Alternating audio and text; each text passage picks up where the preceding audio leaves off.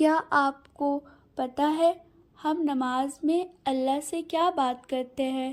جب ہم نماز میں کھڑے ہوتے ہیں تو یہ صرف کچھ لفظ پڑھنا نہیں ہوتا ہے، یہ اللہ سے سیدھی بات ہوتی ہے۔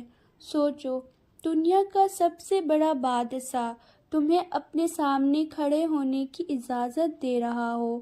جب ہم کہتے ہیں اللہ اکبر تو ہم کہہ رہے ہوتے ہیں یا اللہ تو سب سے بڑا ہے، میری پریشانیوں سے بھی بڑا۔ جب ہم سورہ فاتحہ پڑھتے ہیں تو ہر آیت پر اللہ جواب دیتا ہے۔ جب ہم پڑھتے ہیں الحمدللہ رب العالمین، یا اللہ سب تعریف تیرے لیے ہے، اللہ فرماتا ہے میرے بندے نے میری تعریف کی۔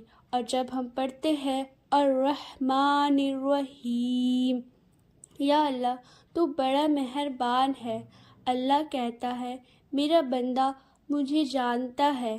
اور جب ہم پڑھتے ہیں مالک یوم الدین، یا اللہ تو ہی بدلے کا مالک ہے، اللہ کہتا ہے میرا بندہ مجھ سے ڈرتا ہے۔ پھر ہم کہتے ہیں ایاک نعبد و ایاک نستعین، یا اللہ ہم صرف تیری ہی عبادت کرتے ہیں اور صرف تجھ سے ہی مدد مانگتے ہیں۔ یہ نماز کا سب سے خاص لمحہ ہوتا ہے جب ہم کہہ دیتے ہیں یا اللہ میرے پاس تیرے سوا کوئی نہیں۔